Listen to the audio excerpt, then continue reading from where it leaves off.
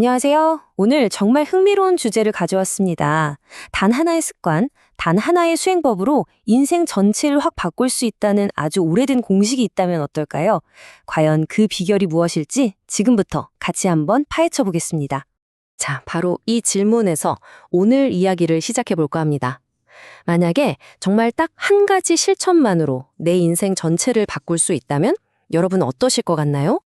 이게 어디서 나온 말이냐면요. 고대 불교 경전 앙구따라 니까야에 나오는 핵심 구절이에요.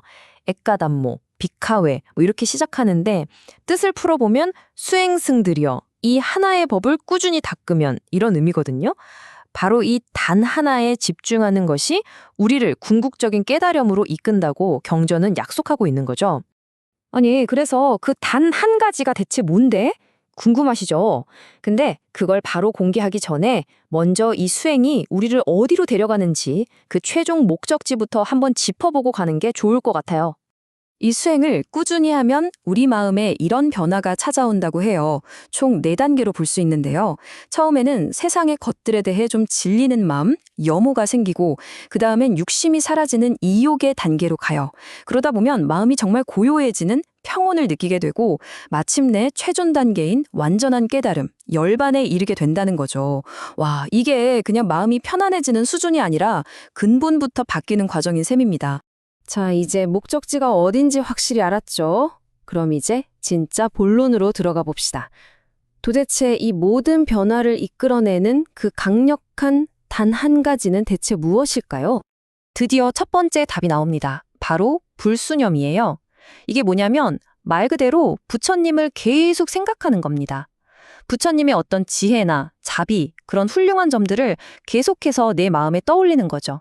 이게 바로 그 첫 번째 열쇠입니다. 그런데 말이죠. 이야기가 여기서 끝나면 너무 간단하겠죠. 길이 혹시 이것 하나뿐일까요? 놀랍게도 이 경전은 딱 한 가지만 정해주지 않아요. 마치 식당 메뉴판처럼 이 중에서 4개 맞는 걸 골라봐 하고 여러 가지 선택지를 줍니다. 총 10가지나 되는데 이걸 좀 더 알기 쉽게 몇 가지 그룹으로 묶어서 살펴볼게요. 첫 번째 그룹은 가장 근본이 되는 3가지 보물에 대한 겁니다.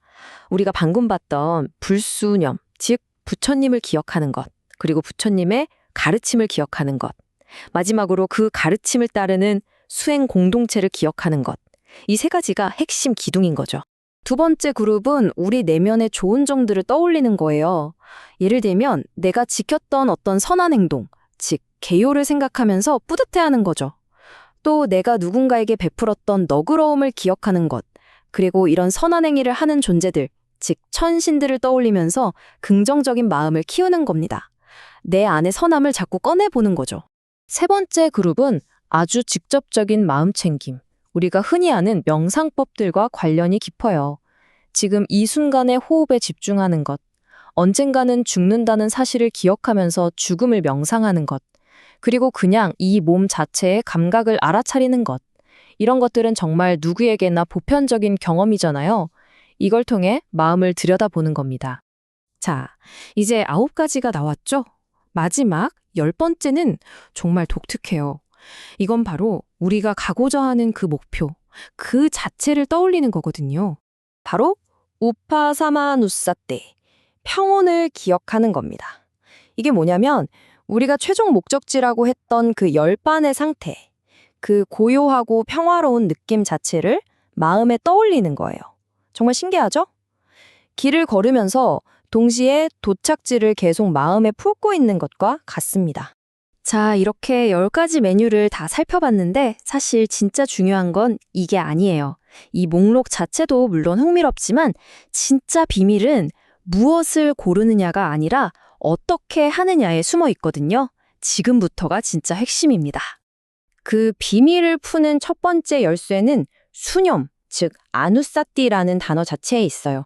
이 단어를 뜯어보면 아누, 즉 반복해서라는 말과 사라띠, 기억하다라는 말이 합쳐진 거예요.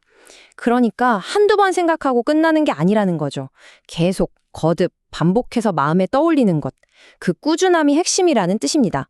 그리고 두 번째 열쇠는 우리가 맨 처음에 봤던 그 구절, 바위또 바울리카또에 있습니다. 이 말의 뜻이 정말 중요한데요. 문자 그대로 하면 잘하게 만들고 많이 만드는 것이에요. 비유하자면 정원사가 씨앗을 심고 그냥 두는 게 아니라 계속 물 주고 가꿔서 식물을 키워내잖아요. 그것처럼 우리의 수행도 의식적으로, 헌신적으로 계속 키워나가야 한다는 거죠.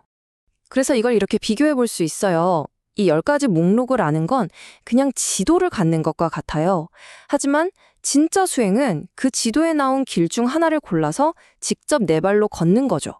머리로 아는 지식과 삶을 바꾸는 경험, 이건 완전히 다른 차원의 이야기입니다. 그러니까 핵심은 바로 이겁니다. 진짜 힘은 내가 떠올리는 그 대상, 예를 들어 부처님이냐 호흡이냐 하는 그 대상 자체에 있는 게 아니에요. 오히려 그 대상을 향한 나의 지속적인 주의력, 그 마음의 질에 있다는 겁니다.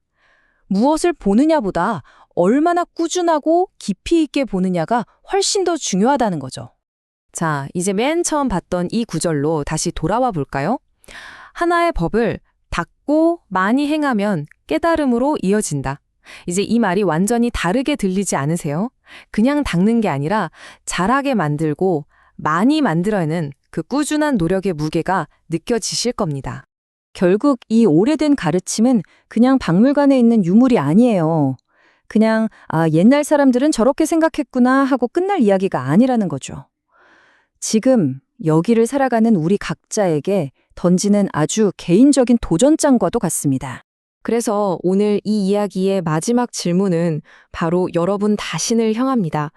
오늘 우리가 함께 살펴본 이 10가지 길 위에서 여러분은 어떤 단 한 가지를 당신의 삶에서 꾸준히 정성껏 닦아 나가시겠습니까? 이 질문을 마음에 품고 오늘 이야기를 마무리하겠습니다.